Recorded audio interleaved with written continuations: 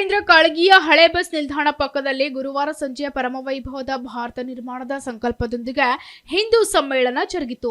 ಸಮ್ಮೇಳನವನ್ನು ಉದ್ದೇಶಿಸಿ ಮಾತನಾಡಿದ ರಾಷ್ಟ್ರೀಯ ಸ್ವಯಂ ಸೇವಕ ಸಂಘದ ಕರ್ನಾಟಕ ಉತ್ತರ ಮತ್ತು ದಕ್ಷಿಣ ಪ್ರಾಂತ ಪ್ರಚಾರ ಪ್ರಮುಖ ಅರುಣ್ ಕುಮಾರ್ ಅವರು ಭಾರತದ ಸಾಂಸ್ಕೃತಿಕ ಪರಂಪರೆ, ಸಂವಿಧಾನಾತ್ಮಕ ಮೌಲ್ಯಗಳು ಹಾಗೂ ರಾಷ್ಟ್ರೀಯ ಏಕತೆಯ ಮಹತ್ವವನ್ನು ಒತ್ತಿ ಹೇಳಿದರು. ಧರ್ಮ, ಸಂಸ್ಕೃತಿ ಮತ್ತು ದೇಶಭಕ್ತಿ ಪರಸ್ಪರ ಪೂರಕವಾಗಿದ್ದು ಎಲ್ಲರ ಸಹಭಾಗಿತ್ವದಿಂದಲೇ ಪರಮವೈಭವದ ಭಾರತ ಸಾಧ್ಯ ಅಂತ ಹೇಳುವ ಮೂಲಕ ಹಿಂದೂ ಸಂಸ್ಕೃತಿ ಸಂರಕ್ಷಣೆಗೆ ಕರೆ ನೀಡಿದರು. ದಿವ್ಯ ಸಾನ್ನಿಧ್ಯ ವಹಿಸಿರುವ ಭರತ್ನೂರು ವಿರಕ್ತ ಮಠದ ಪೂಜ್ಯ ಮುನಿಪ್ರ ಚಿಕ್ಕ ಗುರು ನಂಜೇಶ್ವರ ಮಹಾಸ್ವಾಮಿಗಳು ಮಾತನಾಡಿ, ಯುವ ಜನರಲ್ಲಿ ಸಂಸ್ಕೃತಿ ಅರಿವು, ಶಿಕ್ಷಣದ ಮೂಲಕ ಮೌಲ್ಯಗಳ ಬಲವರ್ಧನೆ, ಸಾಮಾಜಿಕ ಸೌಹಾರ್ದತೆ ಮತ್ತು ಸೇವಾ ಮನೋಭಾವ ಬೆಳೆಸುವ ಅಗತ್ಯವಿದೆ ಅಂತ ಹೇಳಿದರು. ಅಧ್ಯಕ್ಷತೆ ವಹಿಸಿ ಮಾತನಾಡಿದ ಸೂರ್ಯಕಾಂತ್ ಕಟ್ಟಿಮನೆ, ನಮ್ಮ ದೇಶದ ಸಂಸ್ಕೃತಿಗೆ ಜಾಗೃತಿಗೆ ಹೊಸ ದಿಕ್ಕು ನೀಡುವ ದತ್ತ ಸದಾ ಭಾರತ ಮಾತೆಯ ಸೇವೆಯಲ್ಲಿ ಅರುಣ್ ಕುಮಾರ್ ಜಿಯವರು ಕಾರ್ಯ ಶ್ಲಾಘನೀಯ ಅಂತ ಹೇಳಿದರು. ಹಾಗೂ ಸಮಾವೇಶ ಯಶಸ್ಸಿಗೆ ಕಾರಣೀಭೂತರಾಗಿರುವಂತಹ ಸರ್ವರಿಗೂ ಕೃತಜ್ಞತೆಯನ್ನ ಸಲ್ಲಿಸಿದರು. ಇದಕ್ಕೂ ಮುಂಚೆ ಭಾರತ ಮಾತೆಯ ಭಾವಚಿತ್ರವನ್ನ ಇಟ್ಕೊಂಡು ಪಟ್ಟಣದ ಪ್ರಮುಖ ಸ್ಥಳಗಳ ಮೂಲಕ ಭವ್ಯ ಶೋಭಾಯಾತ್ರೆ ನಡೆಸಲಾಯಿತು. ಹಿಂದೂ ಸಮ್ಮೇಳನ ಆಯೋಜನೆ ಮತ್ತು ಸಮಿತಿ ಗೌರವ ಅಧ್ಯಕ್ಷ ಈರಣ್ಣಗೌಡ ತೆಂಗ್ಲಿಕರ್, ಡಾಕ್ಟರ್ ಅವಿನಾಶ್ ಜಾಧವ್, ವಿಜಯ್ ಕುಮಾರ್ ಚಿಂಟೆ, ಶಶಿಕಲಾ ತೆಂಗ್ಲಿ, ಬಸವರಾಜ ಚಿನ್ನೂರ್ಕರ್, ಮಹೇಂದ್ರ ಪೂಜಾರಿ, ಪ್ರಶಾಂತ್ ಕದಂ, ಶೇಖರ್ ಪಾಟೀಲ್, ರಮೇಶ್ ಕಿಟ್ಟದ್, ಮಲ್ಲಿನಾಥ್ ಪಾಟೀಲ್ ಸೇರಿದಂತೆ ಇನ್ನಿತರರು ಉಪಸ್ಥಿತರಿದ್ದರು. ಇಷ್ಟಪಡ್ತೀನಿ ಈ ವೇದಿಕೆ ಮೇಲೆ ವಿರಾಜಮಾನರಾಗಿರ್ತಕ್ಕಂಥ ನಮ್ಮ ಗಣ್ಯಮಾನ್ಯರಿಗೂ ಅನಂತವಾಗಿರ್ತಕ್ಕಂಥವರ ಪಾದಗಳಿಗೆ ಕೋಟಿ ಕೋಟಿ ನಮನವನ್ನ ಅರ್ಪಿಸುತ್ತಾ, ಇವತ್ತು ನಾವು ಭಗವದ್ಗೀತೆ ಮೇಲೆ ನಂಬಿಕೆಯನ್ನಿಟ್ಟು, ಮಾತೃಭೂಮಿ ಭಾರತದ ಮಾತೆಯ ಮೇಲೆ ಭಕ್ತಿಯನ್ನಿಟ್ಟು, ನಮಗೆ ಕಾಳಗಿ ಸಂಸ್ಕೃತಿ ಯಾವ ರೀತಿ ಕಲಿಸಿಕೊಟ್ಟಿದೆ ಅಂತಂದ್ರೆ, ಕಾಳಗಿ ಜನತೆ, ಕಾಳಗಿ ತಾಲೂಕಿನ ಜನತೆಗೆ ನಮ್ಮ ಕಾಳಗಿ ಹಿರಿಯರು ನಮಗೆ ಏನು ಕಲಿಸಿಕೊಟ್ಟಿದ್ದಾರೆ ಅನ್ನುವಂಥದ್ದು ಐಕ್ಯತೆ, ಭಾತೃತ್ವ, ನಾವೆಲ್ಲರೂ ಒಂದು ಅನ್ನುವಂಥದ್ದು ನಮ್ಮ ಕಾಳಗಿ ಗ್ರಾಮ ಕಲಿಸಿಕೊಟ್ಟಿದೆ. ನಾವು ಬರೇ ಕೇವಲ ಐಕ್ಯತೆ, ಭಾವೈಕ್ಯ ಅಂತ ಕೇವಲ ಮಾತಷ್ಟೇ ಆಡಿಲ್ಲ, ನಾವು ನಿಜವಾಗ್ಲೂ ಕೂಡ ನಮ್ಮ ನಿತ್ಯ ಜೀವನದಲ್ಲಿ ಅಳವಡಿಸಿಕೊಂಡು ಬಂದಿದ್ದೇವೆ ಬಂಧುಗಳೇ.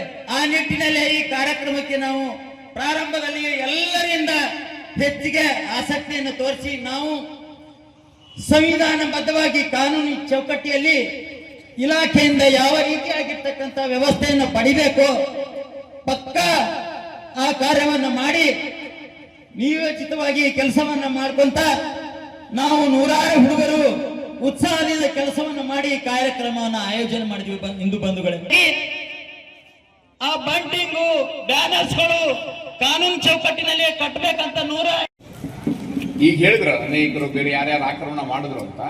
ಆ ರೀತಿಯಲ್ಲಿ ನಮ್ಮ ದೇಶದಲ್ಲಿ ಆಕ್ರಮಣ ಮಾಡಿದ್ರು. ಎಷ್ಟು ದೇವಸ್ಥಾನಗಳು ಹೊಡೆದು ಹಾಕಿದ್ದಾರೆ, ಅದ್ರ ಬಗ್ಗೆ ನಾವೇನೋ ಇಟ್ಕೊಂಡು ಹೊರಟಲಿಲ್ಲ. ಅದಕ್ಕೆ ಹಿಡ್ಕೊಂಡು ದ್ವೇಷ ಮಾಡಿದ್ರೆ ಭಯಂಕರ ದ್ವೇಷ ಮಾಡಬಹುದಾಗಿದೆ. ಎಷ್ಟು ಗೋಹತ್ಯೆ ಮಾಡಿದ್ದಾರೆ. ಆ ಕಾಲದಲ್ಲಿ ಏನೋ ವಿಜಯನಗರ ಸಾಮ್ರಾಜ್ಯದಂತಹ ಒಂದು ಸಾಮ್ರಾಜ್ಯವನ್ನ ನಾಶ ಮಾಡಿ ಅಲ್ಲಿದ್ದ ಎಲ್ಲವನ್ನು ನೆಲಸಮ ಮಾಡಿದ್ದು ಅದು ದೊಡ್ಡ ಕಥೆ ಇದೆ. ಅದು ಒಂದೇ ಅಲ್ಲ, ಅದು ನಮ್ಮ ಸುತ್ತಮುತ್ತ ಅನೇಕ ಆ ರೀತಿ ಜಾಗಗಳಿದೆ. ಇಲ್ಲೇ ರಜಾಕಾರ್ ಹಾವಳಿ ಗೊತ್ತಿದೆ ನಮಗೆ, ಎಷ್ಟು ಕೆಟ್ಟ ರೀತಿ ನಾವು ನಡೆಸ್ಕೊಳ್ಳಾಯ್ತು ಹಿಂದೂಗಳನ್ನ ಅಂತಾನು ಗೊತ್ತಿದೆ. ಅದನ್ನ ಹಿಡ್ಕೊಂಡು ನಾವೆಲ್ಲ ದ್ವೇಷ ಮಾಡಕ್ ಹೊರಟಿದ್ರೆ ಯಾರು ಉಳಿತಿರ್ಲಿಲ್ಲ. ಇವತ್ತು ನಾವು ದ್ವೇಷ ಮಾಡೋ ನಮ್ಮ ಪದ್ಧತಿ ಅಲ್ಲ. ಈಗ RSS ನಲ್ಲೂ ಸಹಿತ ದ್ವೇಷ ನಮ್ಮ ಪದ್ಧತಿ ಅಲ್ಲ. ಈಗ ಯೋಚನೆ ಮಾಡಬೇಕಾಗಿರೋದು, ಒಂದು 100 ವರ್ಷ ಆಯ್ತು RSSಗೆ. ಅದೇನು ಒಂದಾಯ್ತು, ಎರಡಾಯ್ತು, ABCD ಇಲ್ವೇ ಇಲ್ಲ. ಅದು ಬದಲಾಗಿ RSSಗಿಂತ ಮುಂಚೆ ಯಾವ್ಯಾವ ಶುರು ಆದ್ವಲ್ಲ, ಕಮ್ಯುನಿಸ್ಟ್ ಪಾರ್ಟಿ ಇರ್ಬೋದು, ಅದಕ್ಕಿಂತ ಮುಂಚೆ ಕಾಂಗ್ರೆಸ್ ಪಾರ್ಟಿ ಇರ್ಬೋದು, ಅಥವಾ ಅದಾದ ನಂತರ ಸಂಘ ಹುಟ್ಟಿ ನಂತರ ಸ್ವಾತಂತ್ರ್ಯ ಬಂದ ನಂತರ ಇದ್ದಂತಹ ರೈತ ಸಂಘಗಳಿರ್ಬಹುದು, ದಲಿತ ಸಂಘಟನೆಗಳಿರ್ಬಹುದು, ಅಥವಾ ಅನೇಕ ರಾಜಕೀಯ ಪಕ್ಷಗಳಿರ್ಬಹುದು. ಅವೆಲ್ಲ ABCD ಎಲ್ಲ ಜಡ್ವರೆಗೂ ಹೋಗ್ತಿದ್ದಾವೆ ಅನೇಕ. ಯಾಕಪ್ಪ RSS ಅದು ಶುರುವಾಗಿದ್ದು ಒಂದೇ ಉಳಿತು ಅಂದ್ರೆ, ಈ ತರ ದ್ವೇಷ, ಈ ತರದ ಯಾವುದೋ ಸಣ್ಣತನ, ಯಾವುದೋ ಹೊಟ್ಟೆ ಕಿಚ್ಚು, ಈ ತರ ಭಾವನೆಗಳನ್ನ ಇಟ್ಕೊಂಡಿದ್ರೆ RSS ಒಂದಾಗಿರ್ಲಿಕ್ಕೆ ಸಾಧ್ಯ ಇರಲಿಲ್ಲ.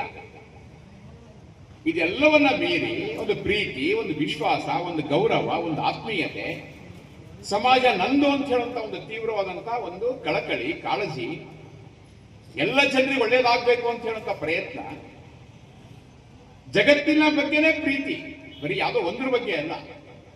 ಈ ರೀತಿಲಿ ಇಟ್ಕೊಂಡಿರೋ ಕಾರಣಕ್ಕೋಸ್ಕರ ಅದು RSS ಒಂದಾಗಿ ಉಳ್ಕೊಂಡಿದೆ. ಇಲ್ಲಾಂದ್ರೆ ಯಾವತ್ತೋ ಅದು 2, 3, 8, 10 ಆಗ್ಬೇಕಾಗಿತ್ತು. ಒಂದು ಬಹಳ ದೊಡ್ಡ ಗುಣಗಳಿದೆ ಇದು ಹಿಂದ್ಗಡೆಗೆ, ತಪಸ್ಸಿದೆ. ಈ ಯಾರು RSS ನ ಟೀಕೆ ಮಾಡ್ತಾರಲ್ಲ, RSS ಏನ್ ಸಾಧನೆ ಮಾಡಿದೇರಿ ಅಂತ ನಮ್ಮ ಪಕ್ಕದ ಒಬ್ಬರು ಶಾಸಕರು ಕೇಳಿದ್ರು. ಇಷ್ಟೇ ಒಂದು ಮಾತು ಅವರಿಗೆ, RSS ನ ಪ್ರಚಾರಕರು ಅಂತ ಯಾರಿದಾರಲ್ಲ, ಫುಲ್ ಟೈಮರ್ಸ್ ಇದಾರಲ್ಲ, ಅಂತವನ್ನ ಒಬ್ಬನ್ನ ನೀವು ತಯಾರು ಮಾಡಿ ತೋರಿಸ್ಬಿಡಿ, ನಿಮ್ ಶಕ್ತಿ ಇದ್ರೆ ನಿಮಗೆ. ಅವಾಗ ನಾನು ನೀವು ಏನು ಅಂತ ಒಪ್ಕೊಳ್ತೀನಿ. ನಾನು ಇವತ್ತು 4,500 ಜನ ಪ್ರಚಾರಕರಿದ್ದಾರೆ. ಸಮಾಜಕ್ಕೋಸ್ಕರ, ದೇಶಕ್ಕೋಸ್ಕರ ಸರ್ವಸ್ವವನ್ನು ತ್ಯಾಗ ಮಾಡಿರುವಂತ ವ್ಯಕ್ತಿಗಳಿದ್ದಾರೆ. ಇದು ಸಂಘದ ಒಂದು ಸಾತ್ವಿಕ ಶಕ್ತಿ. ನೀವು ಒಬ್ಬನ್ ತಯಾರು ಮಾಡ್ರಿ ಸಾಕು, ನಿಮ್ಮ ಅದೃಷ್ಟಕ್ಕೆ, ನಿಮ್ಮ ಹಣೆ ಬರಕ್ಕೆ. ಸುಮ್ಮನೆ ನಿಮ್ ಕೈಲಿ ಏನು ಮಾಡಕ್ಕಾಗಲ್ಲ. ಅದಕ್ಕೋಸ್ಕರ ಈ ರೀತಿ ಸಂಘದ ಬಗ್ಗೆ ಟೀಕೆ ಮಾಡೋದು ಇದು ಸರಿ ಅಲ್ಲ. ಅದಕ್ಕೋಸ್ಕರ ಸಂಘ ಯಾರ ವಿರುದ್ಧನೂ ಹೊರಟಿದ್ದಲ್ಲ. ಸಂಘದ ಉದ್ದೇಶ ಬಹಳ ದೊಡ್ಡದಿದೆ. ಯಾರನ್ನೋ MLA ಮಾಡಬೇಕು, ಯಾರನ್ನೋ MP ಮಾಡಬೇಕು, ಯಾರನ್ನೋ CM ಮಾಡಬೇಕು, ಯಾರನ್ನೋ PM ಮಾಡಬೇಕು. ಆ ಕಾರಣಕ್ಕೋಸ್ಕರ RSS ಹುಟ್ಟಿಲ್ಲ. RSS ಹುಟ್ಟಿರೋದು, RSS ಉದ್ದೇಶ ಇರುವಂತದ್ದು, RSS ನ ಗುರಿ ಏನಪ್ಪಾ ಅಂದ್ರೆ, ಈ ದೇಶ ಇಡೀ ಜಗತ್ತಿಗೆನೆ ಒಂದು ಪರಮ ವಿಭವ ಸ್ಥಿತಿಗೆ ತಲುಪಿ ಗುರುವಿನ ಸ್ಥಾನ ಪಡ್ಕೋಬೇಕು, ಭಾರತ ಮಾತೆ ಜಗನ್ಮಾತೆ ಆಗಬೇಕು ಅಂತ ಅನ್ಕೊಂಡಿರೋದು. ಅದಕ್ಕೋಸ್ಕರ ದೊಡ್ಡ ಪ್ರಯತ್ನ ಮಾಡ್ತಿರೋದು. ಏನೋ ಯಾರನ್ನೋ PM, ಯಾರನ್ನೋ CM, ಯಾರನ್ನೋ ಏನೋ ಮಾಡೋದಕ್ಕೋಸ್ಕರ ಆಗಿದ್ರೆ ಇಷ್ಟು ಕಷ್ಟಪಡ್ಬೇಕಾಗಿರ್ಲಿಲ್ಲ RSS. ಹೀಗಾಗಿ RSS ನ ತಿಳ್ಕೊಂಡು ಮಾತಾಡಿ. ಎಂಥ ದೊಡ್ಡ ಅದು ತಪಸ್ಸಿದೆ, ಪರಂಪರೆ ಇದೆ, ಪ್ರಯತ್ನ ಇದೆ. ಈ 100 ವರ್ಷಗಳಲ್ಲಿ ಎಷ್ಟು ಜನ ಜೀವ ಕೊಟ್ಟಿದ್ದಾರೆ, ಎಂತೆಂಥ ಕಷ್ಟಗಳು ಬಂತು RSSಗೆ. ಪ್ರಸಾದ್ ಹಳ್ಳಿ, SSV TV ನ್ಯೂಸ್, ಕಾಳಗಿ.